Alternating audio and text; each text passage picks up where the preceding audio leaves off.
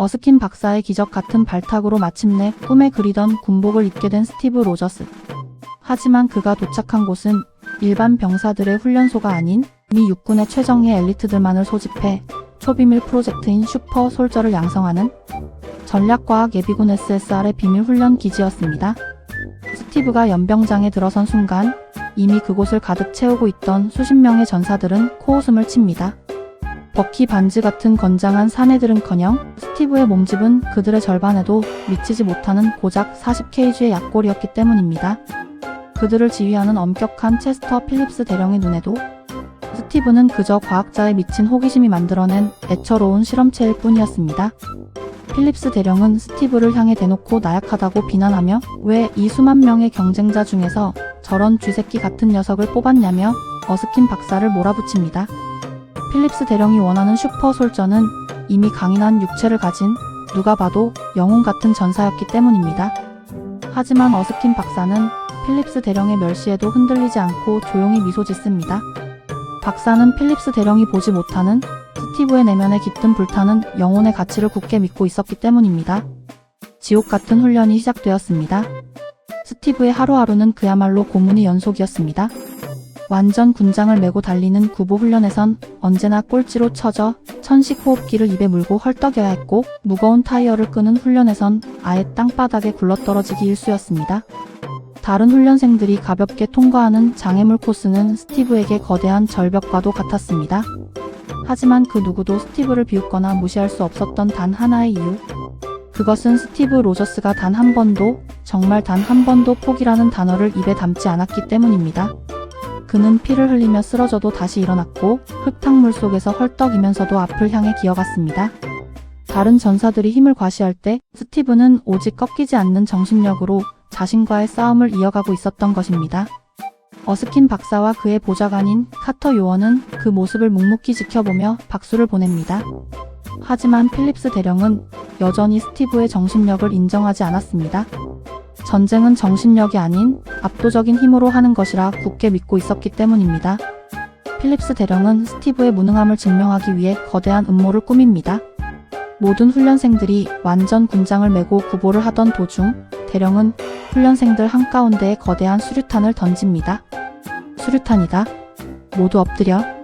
대령의 호통과 함께 이미 강인한 신체를 가졌던 엘리트 전사들은 단 1초의 망설임도 없이 오직 자신들의 목숨을 지키기 위해 사방으로 흩어져 바닥에 엎드립니다. 수류탄 주변엔 훈련을 참관하던 민간인들과 과학자들 그리고 카터 요원까지 있었지만 그 누구도 타인을 구하기 위해 나서는 전사는 없었습니다.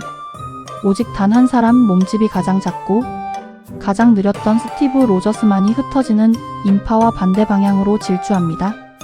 스티브는 수류탄 위에 자신의 왜소한 육체를 온전히 던집니다. 자신의 몸으로 폭발을 막아 주변의 동료들과 민간인들을 구하겠다는 망설임 없는 자기희생이었습니다. 칠흑 같은 침묵이 연병장을 지배합니다. 1초, 2초, 3초. 하지만 수류탄은 터지지 않았습니다.